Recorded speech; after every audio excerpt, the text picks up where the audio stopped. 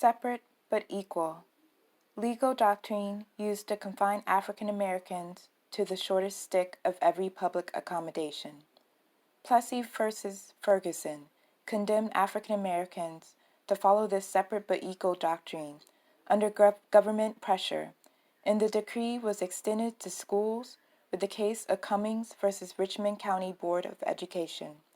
However, Supreme Court decisions during the series of Brown versus Board of Education alleviated this racial separation in terms of education. Following these rulings came action in many cities, including Norfolk. Many attorneys represented the integration of African American children in Norfolk and Newport News schools. In order to continue the segregation, many schools implemented admissions tests, deployed troops, and shut down altogether. Perseverance pushed African Americans past these obstacles, and the communities led strong fronts to fight the inequality. Some fought through law, others through prayer, and some decided to take matters into their own hands. Then, the Norfolk 17 was born. And in 1959, these brave African American teenagers roamed the halls of all-white schools, representing what eugenics feared the most, a group of intelligent black individuals. And yet this triumph is lost to time, only fighting the ears of the most inquisitive historians. But the changes today. Let us start at the beginning. The year is 1892, New Orleans, Louisiana. Homer Plessy, an individual that is 7/8 Caucasian, was told to vacate his seat due to Louisiana's Separate Car Act. The act stated that all individuals that are classified as black under the law, including those under the one-drop rule, were not to sit in the whites-only car. Refusing to vacate, Plessy was arrested and convicted. However, Plessy appealed to the Supreme Court under the argument that the Separate Car Act violated the 13th and 14th Amendments. In 1896, the efforts of Plessy and the Comité des Citoyens, Committee of the Citizens, a group of New Orleans residents that wished to see the elimination of the Separate Car Act, were to no avail. In an opinion written by Justice Henry Billings Brown, the Supreme Court found, in a 7-1 decision, that the 14th Amendment intended to establish equality for the races, but never said that the separate treatment implied inferior treatment.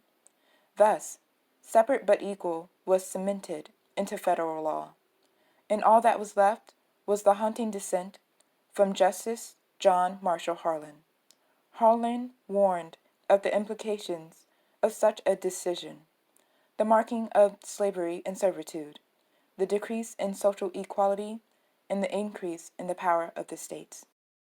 And within the decade, Harlan's warning became a reality in the form of Cummings versus Board of Education of County.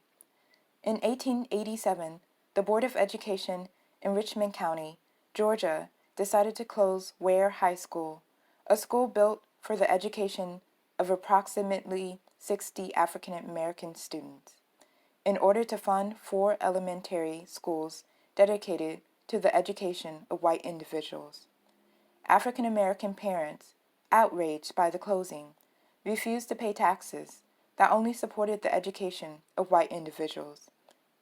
Leading the front was J.W. Cummings.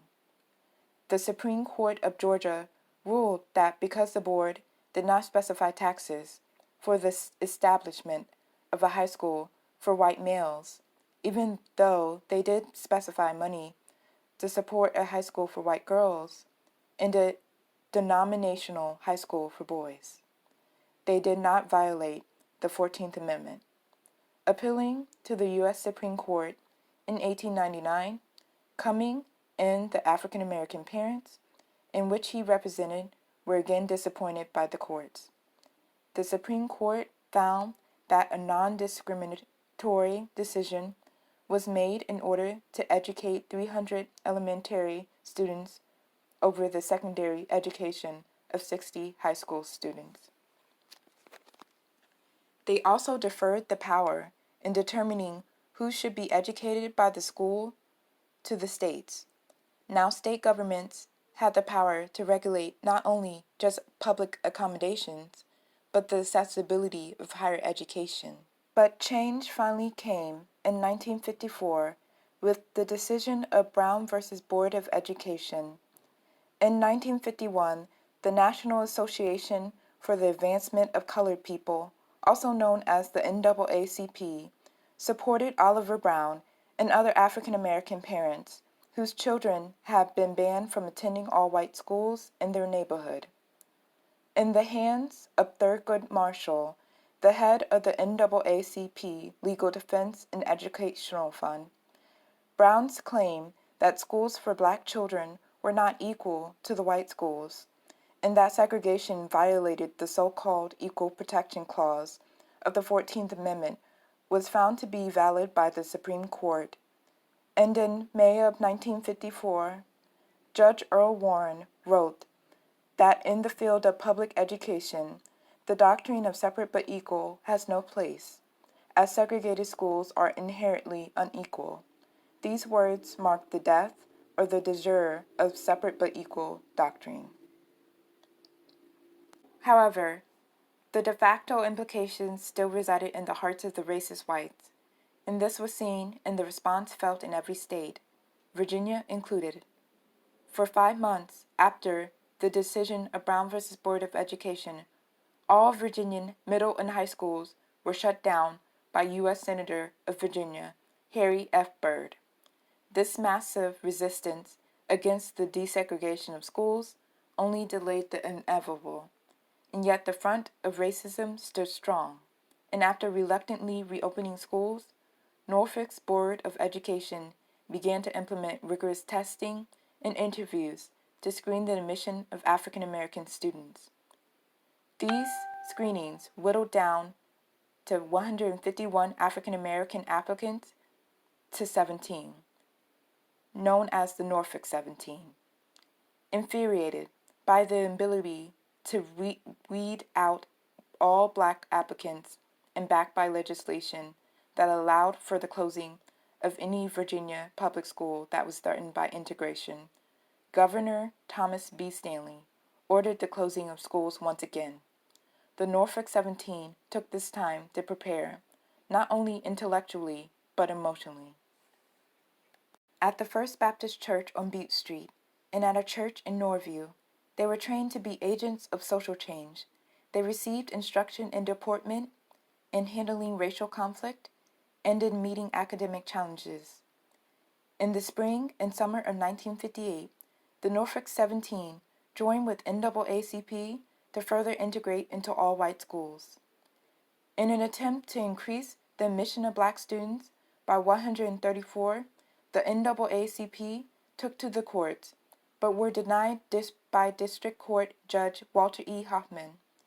Even though the case was lost, change was still occurring in Norfolk. On January 19th of 1959, the Virginia State Supreme Court and the Federal District Court declared that the school closings in Norfolk were unconstitutional. Left powerless, Stanley could only but watch as the Norfolk 17 attended their first days on February 2nd of 1959. This was the start of the Norfolk 17's hardships. Every day, they were met with obstacles. They were spat at, cursed at, belittled, and ostracized daily by not only their peers, but their teachers. Simple words and petty actions did not faze the strong-willed of the 17. They hunkered down and met the challenges with raised chins. They fought past the criticisms, felt solace in their roles in social change and in God's plan. Through all the pain, the Norfolk 17 walked out of the storm, stronger, smarter, confident. They graduated and moved on to excel as Americans, with heads up towards God.